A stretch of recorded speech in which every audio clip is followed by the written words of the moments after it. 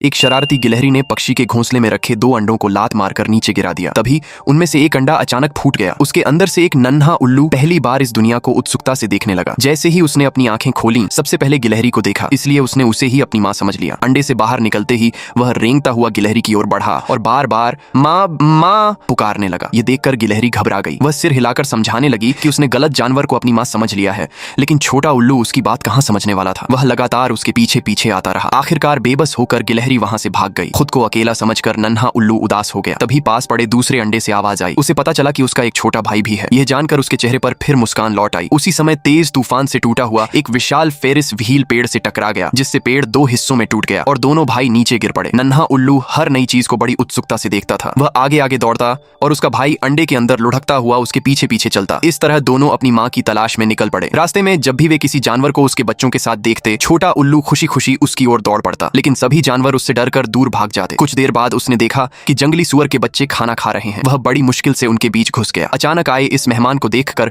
सुअर की मां चौंक गई और अगले ही पल छोटे सुअरों ने उसे वहां से भगा दिया। उदास होकर जब वह रोने लगा, तब उसका छोटा भाई अंडे के अंदर से आवाज देकर उसे दिलासा देने लगा। चलते चलते अचानक उसका छोटा भाई कहीं गायब हो गया। जैसे ही नन्हे उल्लू को इसका एहसास हुआ, वह उसे ढूंढते हुए आगे भागा, लेकिन वह खुद भी एक गहरे गड्ढे में जा गिरा। काफी देर बाद जब उसे होश आया और वह किसी तरह खड़ा हुआ, तो उसके होश उड़ गए। पूरे गड्ढे में चारों तरफ अंडे ही अंडे पड़े थे। सभी अंडे बिल्कुल एक जैसे दिख रहे थे। अब वह समझ ही नहीं पा रहा था कि इनमें उसका भाई कौन सा है। वह एक एक अंडे के पास जाकर उन्हें पुकारने लगा। हर अंडे से आने वाली आवाज सुनकर वह अपने भाई को पहचानने की कोशिश करता रहा। आखिरकार उसे एक ऐसा अंडा मिला जिसकी आवाज बिल्कुल उसके भाई जैसी थी। खुशी से झूमते हुए उसने उस अंडे को धक्का देकर गड्ढे से बाहर निकाला। पहले की तरह वह आगे आगे चलने लगा, लेकिन इस बार अंडा उसके पीछे नहीं लुढ़का। उसने कई बार पुकारा, फिर भी अंडा वहीं का वहीं पड़ा रहा। बेचारा नन्हा उल्लू कुछ समझ नहीं पाया। उसने खुद ही अंडे को धक्का देकर आगे बढ़ाना शुरू कर दिया। धक्का देते देते अचानक अंडा किसी बड़ी चीज से टकरा गया। ऊपर देखा तो सामने एक विशाल मगरमच्छ खड़ा था, लेकिन नन्हा उल्लू जरा भी नहीं डरा। वह सीधे मगरमच्छ के पेट के नीचे जाकर खड़ा हो गया। तभी अंडे के अंदर से उसके भाई की आवाज आई। आवाज सुनकर मगरमच्छ उत्सुक हो गया और झुककर अंडे को ध्यान से देखने लगा। उसका भारी शरीर लगभग नन्हे उल्लू को दबा ही देता। जैसे ही मगरमच्छ ने अपना बड़ा सा मुंह खोला,